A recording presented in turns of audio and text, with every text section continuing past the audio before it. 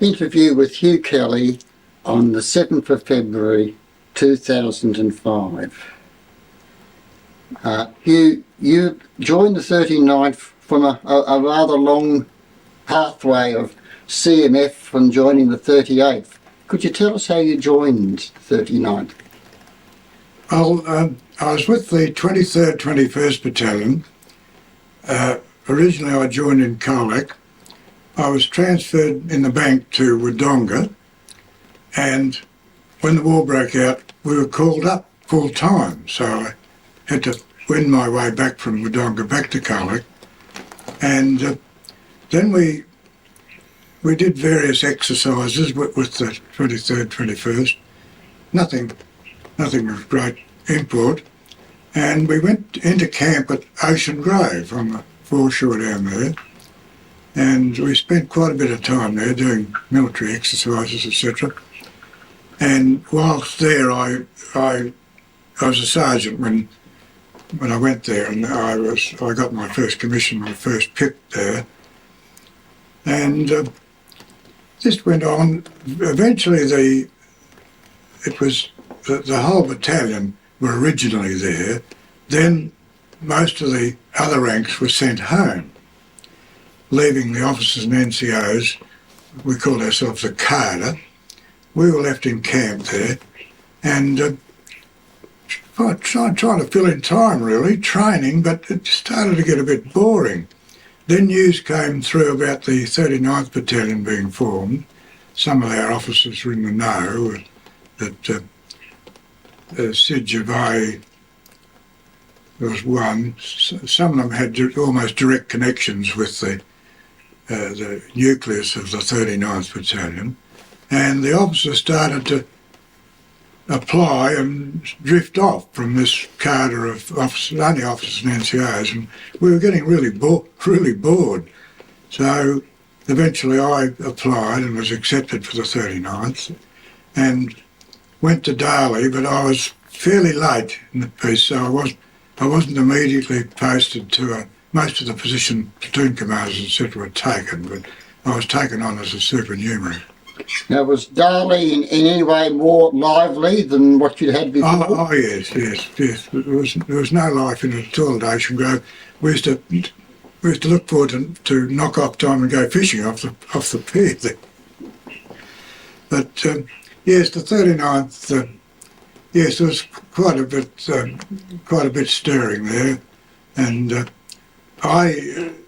Jim Hardy, who was our secretary, the Secretary of Association for many years, I said once in Jim's hearing, somebody asked me, were you an original of the 39th? And I said yes, and Jim said, no you weren't, you were a reinforcement. It got to the reinforcement stage by that time, so I wasn't immediately allotted to a platoon. I was sort of supernumerary for a while.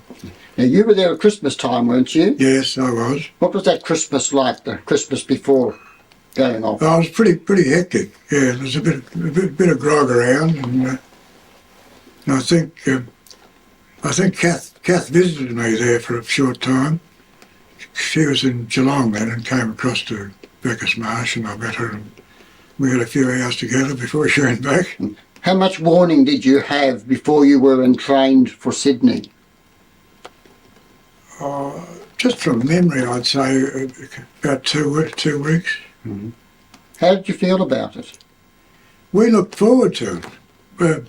Garrison in a tropical country sounded very romantic. Did you know what country though? Yes. Oh yes. Yeah. We knew it was New Guinea, of which we knew practically nothing, but we knew, we thought of tropics and beaches and flowers and things. And what about getting on the Aquitania? Did that confirm what you were hoping for? Yeah, we were a bit busy. We were a bit busy with the embarkation business. A bit busy to notice all that much until we got on board, and because there was a lot of rushing around and stores and things. It was a pretty hectic time. What was life like on the Aquitania? It was quite pleasant for officers anyway. The troops' conditions were a bit cramped, but it was still this big adventure thing. And you saw New Guinea from a distance, I would think, with the smoke and the haze, Yeah, and then the mountains. yeah. What were your feelings like as you approached? Oh, it was more or less what we expected, but firsthand it was a bit different. And sailing to the harbour was quite a thrill. Yeah. What were your first impressions of New Guinea? Well, I thought it was a typical tropical island, but we didn't know what was to come then. And you went from the ship to 7 Mile? That was the most horrendous time of the whole stay in New Guinea, I think, that first trip to the 7 Mile on the first night. Why? Well, we were carrying quite a bit, and it was very hot, and when we got there, rations were scarce.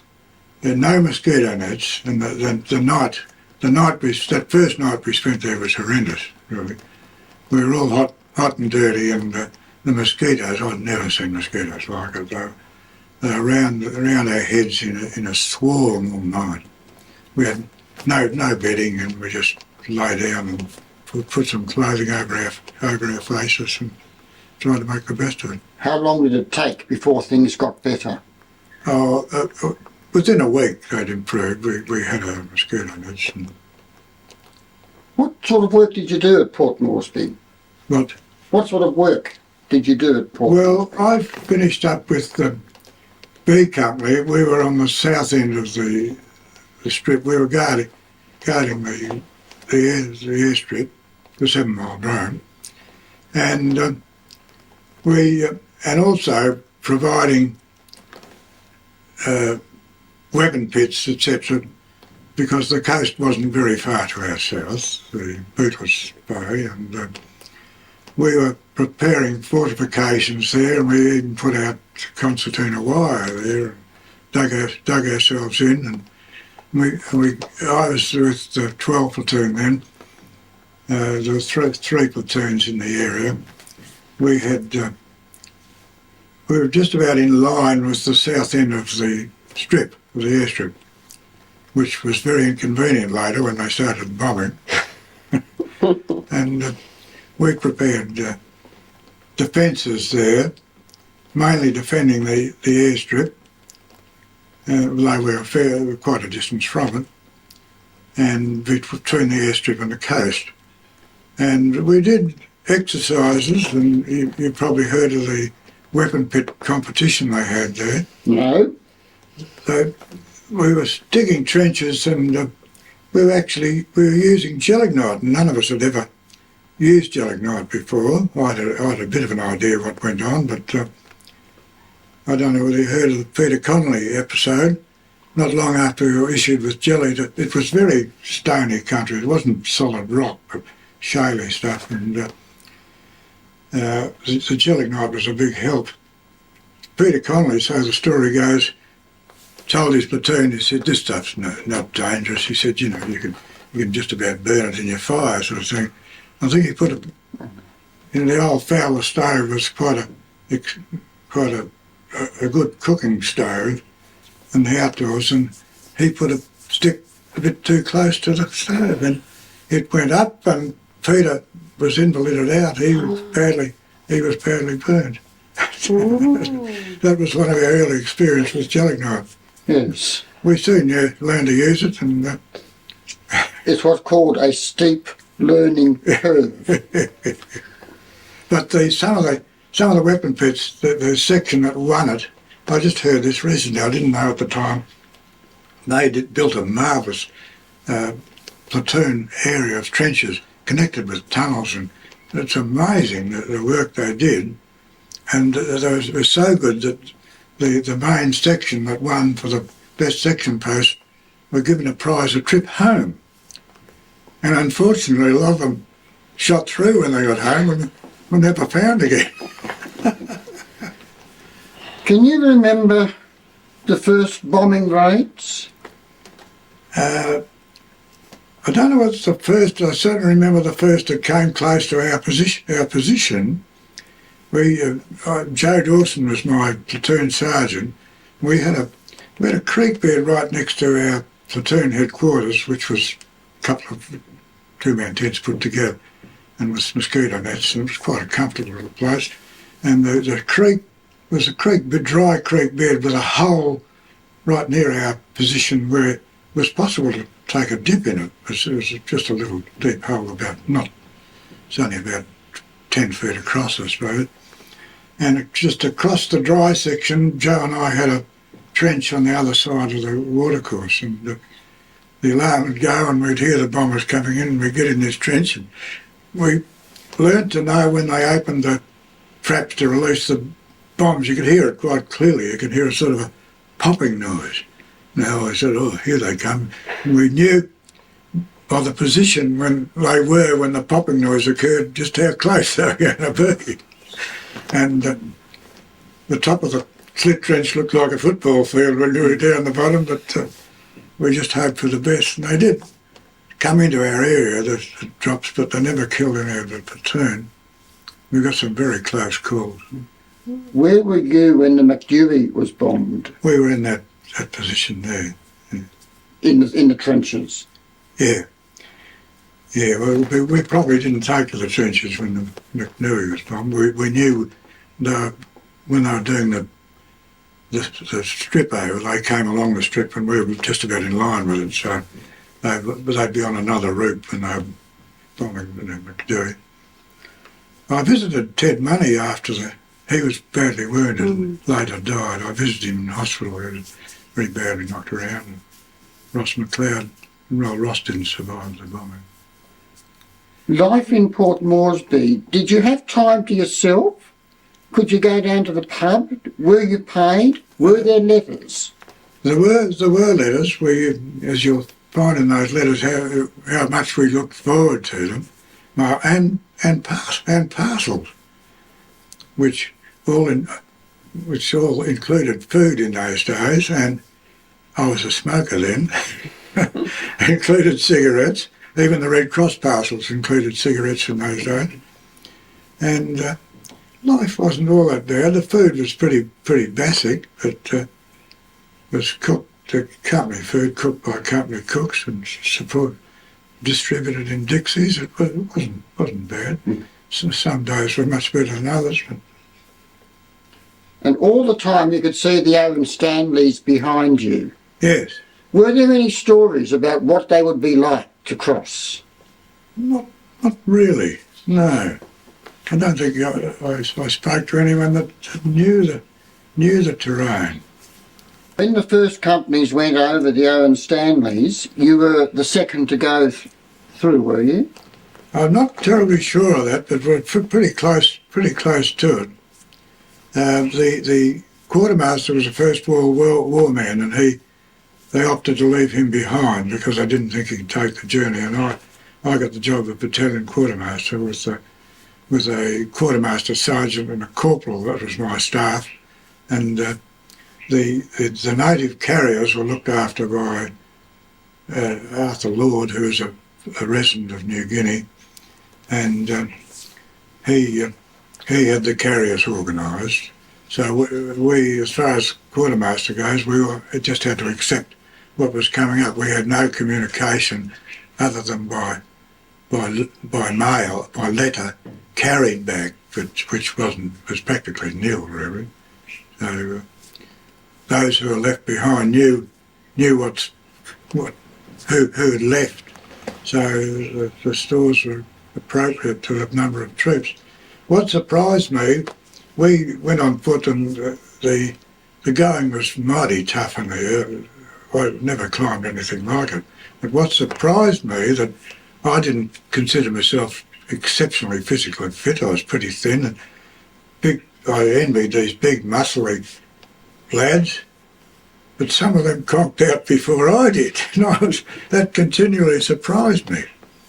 That the big muscly looking fellows weren't the ones that had the stamina. What sort of things were you carrying on the truck, you personally? We carried a pack with ground sheets, and we didn't have, I think we had half a blanket at that stage, ground sheet, half a blanket, rations. I carried a rifle and ammunition in the pouches. We didn't have any. I don't think we carried grenades at that stage, but there was plenty of weight in it, I know. And the native carriers, what were they able to carry? Well, they most of them, some of it was carried on sticks on a staff between two carriers, but they carried pretty heavy packs. Yeah. Did you ever feel that you couldn't make it? Going up some of the very steep slopes, all of us had to take a short rest because we thought, it was very difficult to get to the top. But I surprised myself by making it most of the time. Did you feel that there was enough stores being carried up? Did you feel hopeful? Yes, the stores were coming pretty well. When we got to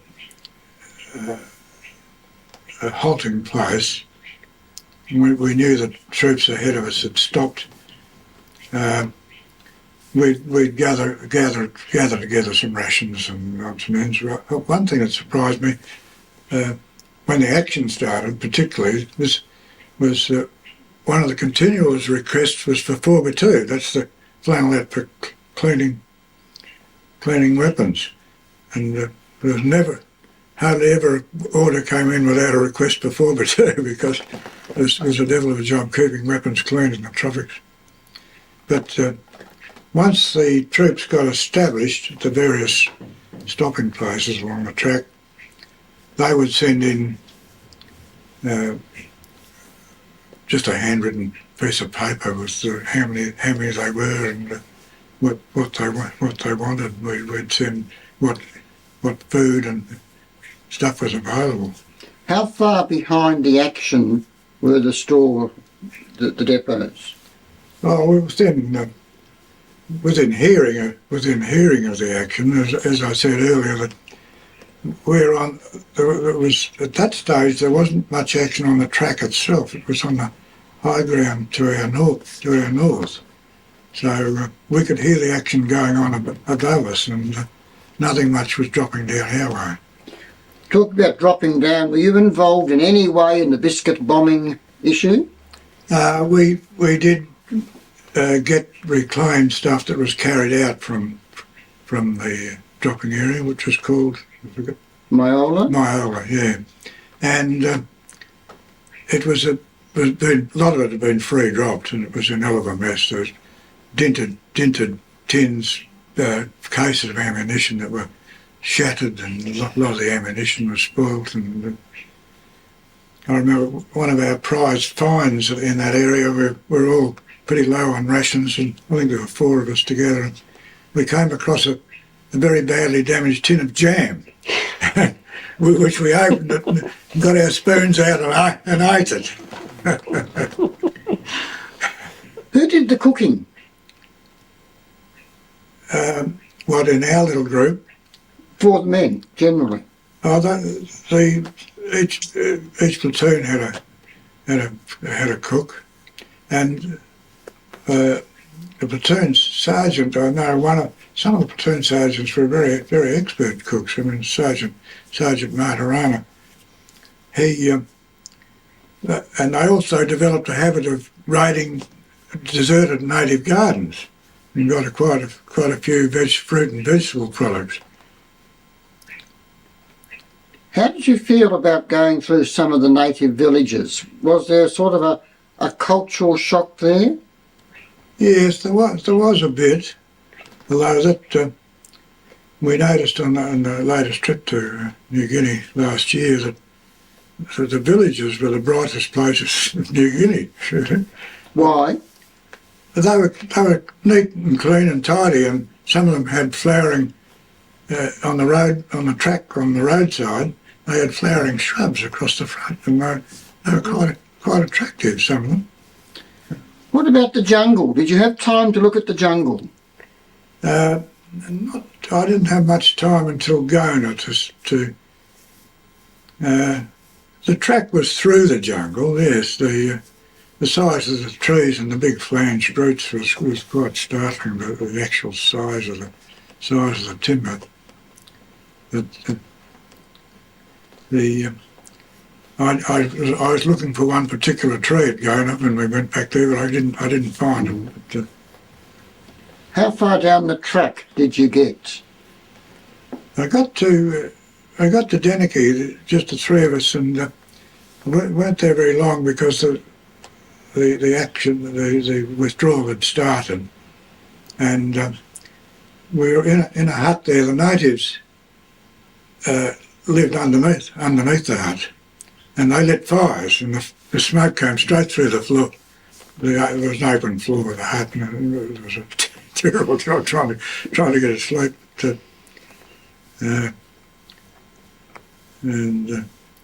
I was a smoker then, and I always remember one thing. Oh, this is later when the second 40.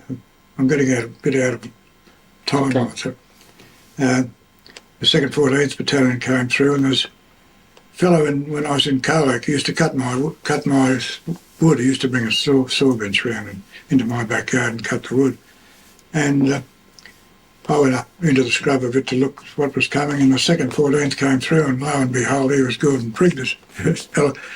And I said, "I wouldn't have a smoke on you, would you?" I'd run out of tobacco, and he said, "I'm loaded with it." So he gave me a good supply. And when you retreated from Deneki back to Moresby, anything you could tell us about that experience? Well, it was done in stages. There again, most of the action was going up on the high above us, but the photo I showed you was taken after. We had a battalion parade. Finally, there's a picture in one of the books. Colonel Honors thanked all the. I was there, but I didn't get in the photo. That was taken during the retreat. The photos suggest that you are clean. Were you able to keep things Reasonably clean because the track was usually close to the waterway. and all of you grinning with a spirit high? Yes. That was we're on the way back. But you're also, all of you, wearing jumpers. Yes. Was it that cold?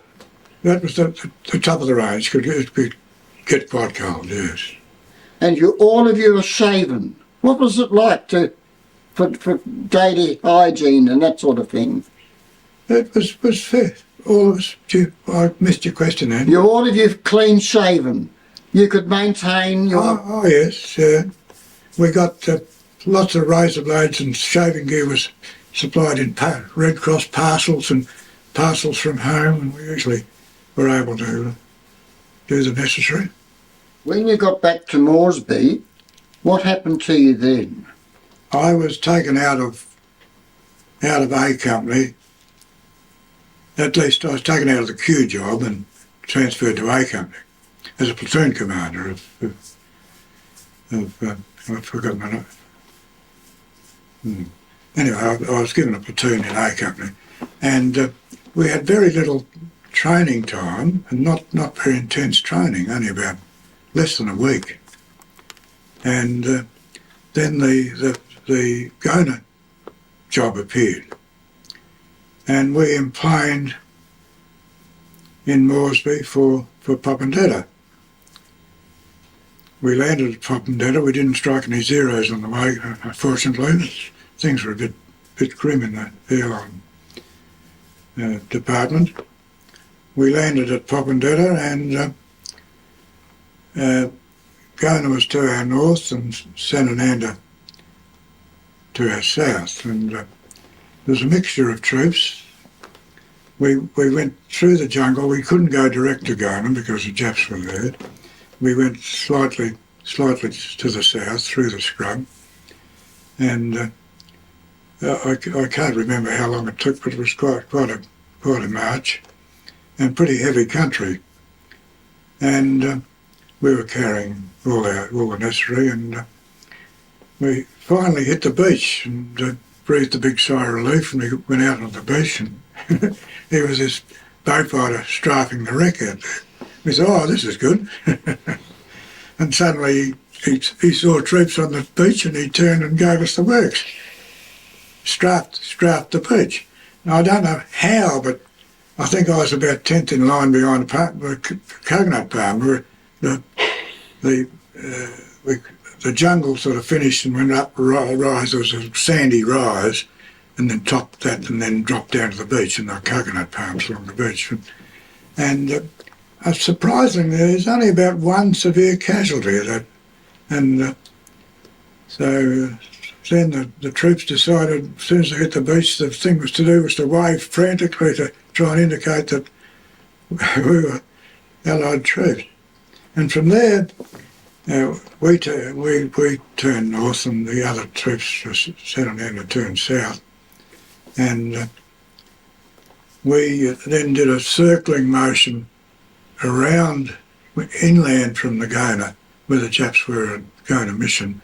We went sort of back and around, and we finished up a bit inland, but right in line with the sand ridge, which had the bit was where the mission was.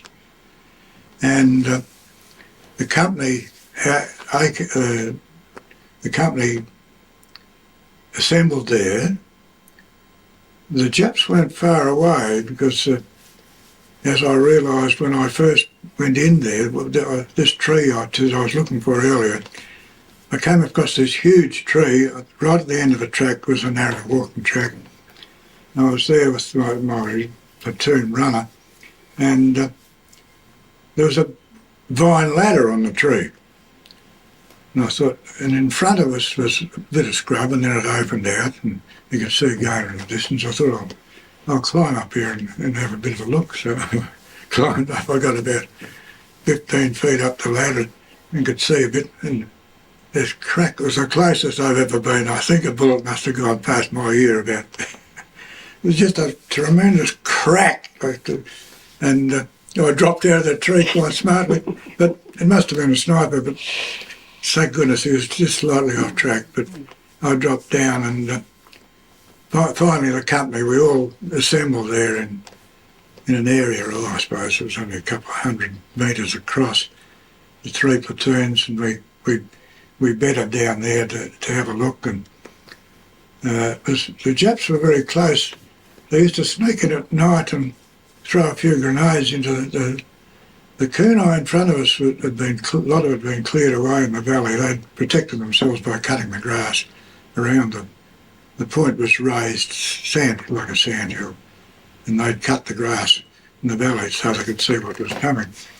And around us was pretty tall kunai, and they'd throw a couple of grenades at night, and then unfortunately it cut the bottom of the kunai, and from then on you hear this rustling sound of the kunai gradually subsiding. You think, hello, here's a Jap creeping up, and everyone was on the alert. But I went forward at one stage to have a look, and they opened up with the woodpecker, we call them, their heavy machine gun, and it was a bit uncomfortable. But anyway, from there, just lots of reconnaissance went on, and finally the attack was decided on, and the platoon I was with, we moved out to the right and almost facing the side of the raised portion, which was the Gona mission. And then it was worked out by Colonel Honour that we'd attack across this open, was like a valley, but the kunai grass had all been cut, and the Japs were in the timbered area on the rise, and the attack was worked out. The attack was to be under artillery and mortar protection, and the time for that. In the meantime, while we were waiting to attack, the troops in my platoon dug trenches, but which immediately filled with water. So the fellows were actually lying in water. You could hear them turn over during the night. And anyway, the timing of the attack was worked out, the timing of the barrage, and we were hoping that the artillery was on the ball. And came attack time, and in we went. And we got out in the open, and we were set upon by a heavy machine gun to our right, which we suspected a car or a truck body up in the sort of half buried in the sand. We thought so there was some action around it, and we only just started, and this machine gun opened up, and Darky Wilkinson from the reserve platoon behind us, he was the Bren gunner, and I was in shouting distance for him, and I told him about this, where we suspected the fire was coming from, and he came forward, and he couldn't, from the ground he couldn't see it. He mounted his Bren gun up on a post or a stump and fired and kept that thing quiet. We went across the open. It was strange. We were watching the shells falling in front of us, and they were extremely accurate. They were falling, and as I told one artilleryman I know, I said, thank goodness the ground wasn't hard. We'd be getting a bit of back, but it was fairly soft, and the short ones that fell short and not on the Japs were falling in the open area, but the burst was going forward, and there was nothing coming back at all. Think about the first time that you came under bombing attack in Moresby and what you've just told us. Were your feelings different coming under fire?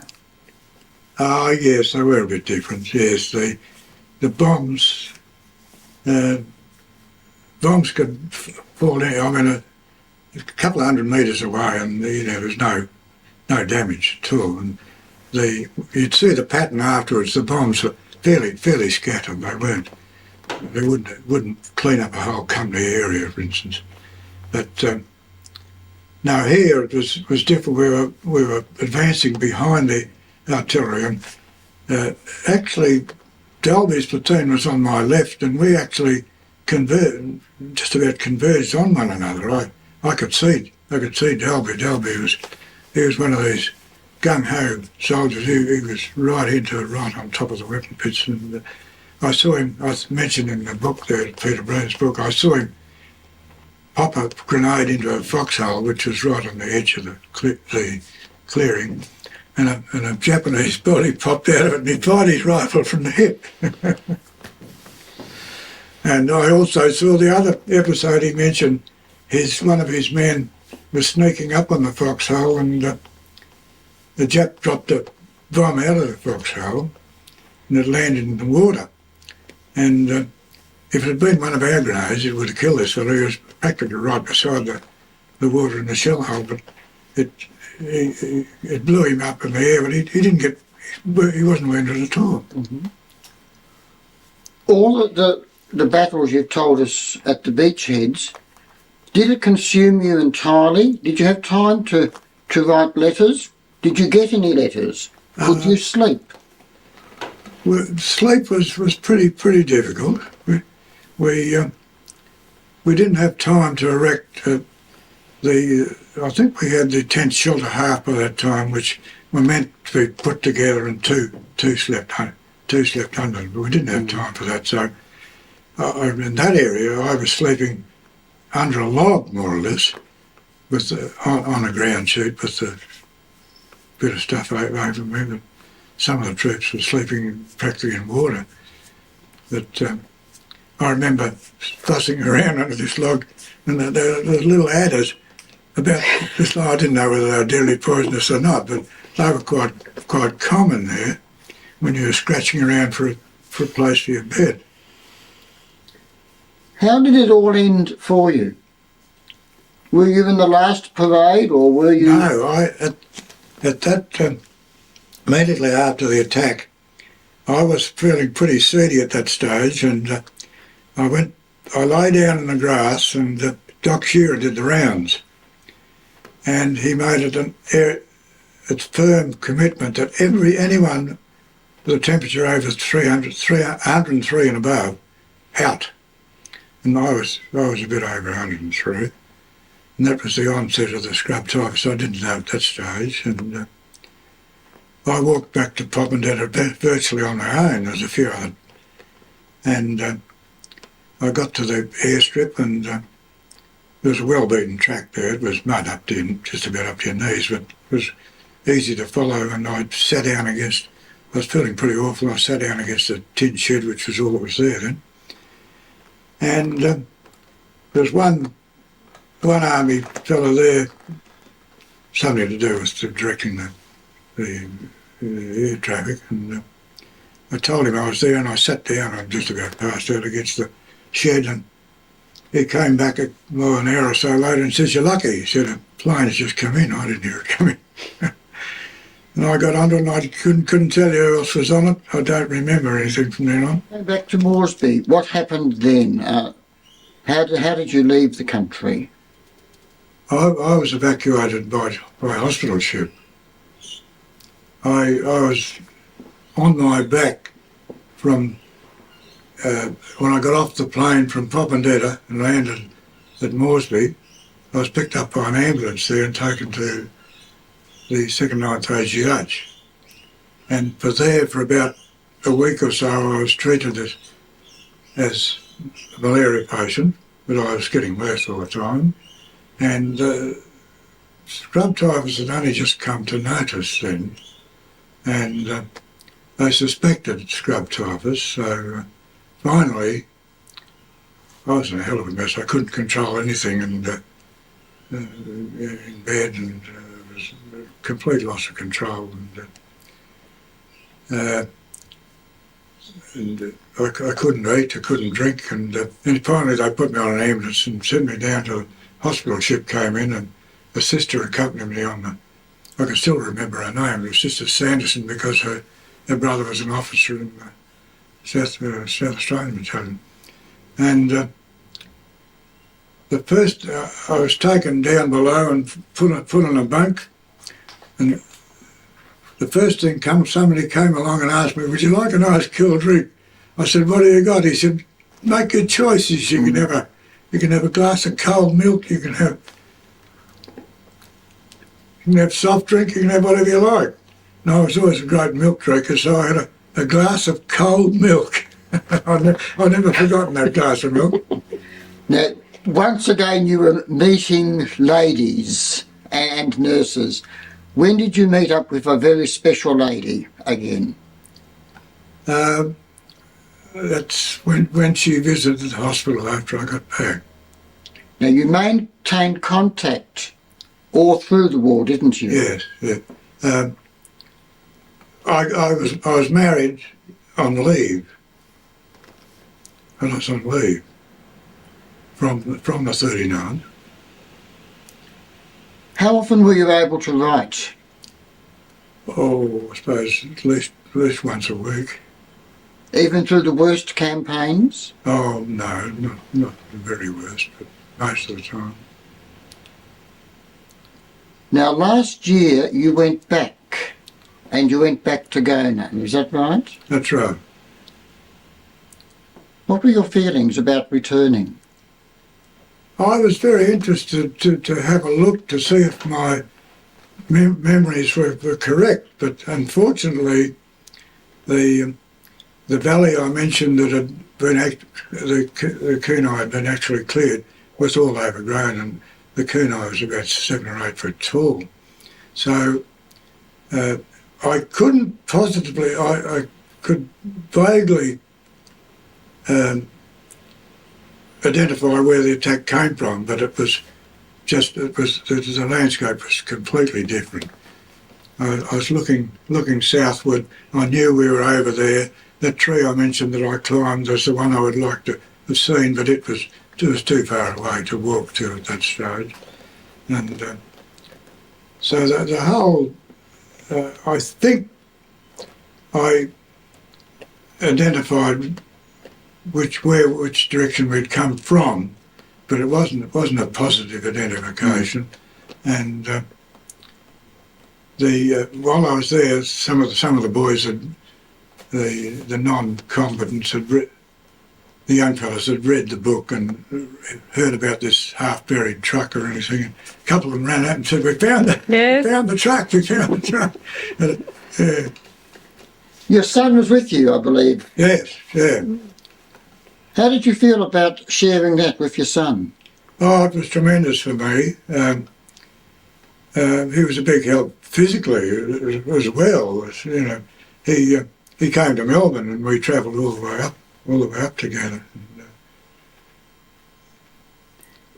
It's hard to know how it affects another person, but I was very, very pleased he was there, but I didn't quite know how it was impacting on him. You have your letters here, and your son spent some time with you in PNG.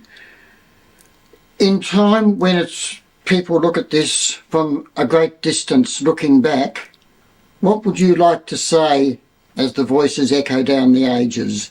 What's really most important? Well, it's important that we don't have any more wars, but and it's important to know that when people enlist in an army, they've got to face up to the fact that being killed is a very distinct possibility, the loss of life. And I think life's pretty important and shouldn't be wasted in wars. Thank you very much, Hugh.